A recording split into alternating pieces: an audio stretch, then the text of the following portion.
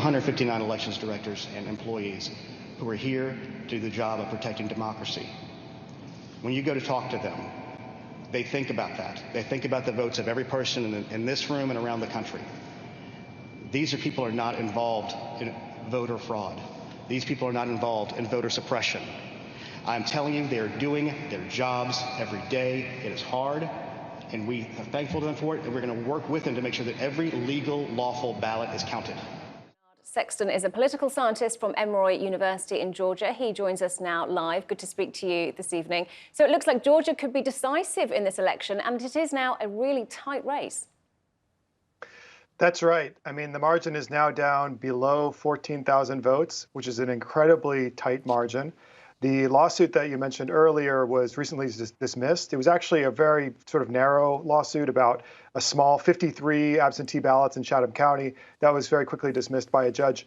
And it looks like, the Biden campaign should be pretty happy. The places that are returning votes now, in terms of their absentee vote by mail margins to date, are very favorable. So that margin could disappear over the course of the rest of the day. And last time it was a stalwart red state. What might be behind any potential turnaround from Republican to Democrat?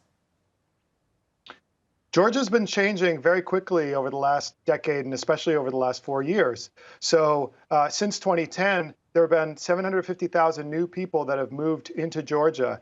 And even just since the 2016 election, 250,000 people have moved to Georgia. And those people are primarily coming from the Northeast, the Midwest, generally places that are more Democratic leaning. In addition, you have a lot of moderates that have become uncomfortable with the direction of the Republican Party, especially under Donald Trump.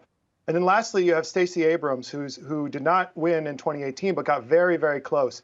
And her organization has worked really hard to mobilize, especially minority voters, but also just generally Democrats. So those three factors have moved Georgia very rapidly towards the Democrats.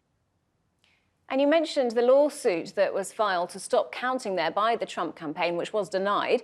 More broadly, what's the likelihood of any of his other legal challenges succeeding?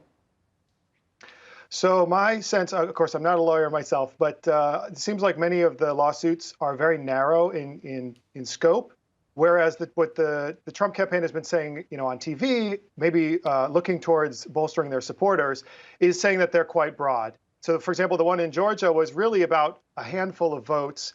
It would not have stopped the counting overall in any other county other than Chatham County, and really would have only affected those ballots. So I think in generally what we're seeing is lawsuits that the campaign is doing because Trump himself is saying that they need to, but they're actually not really, they're not a vehicle for stopping the vote counting overall.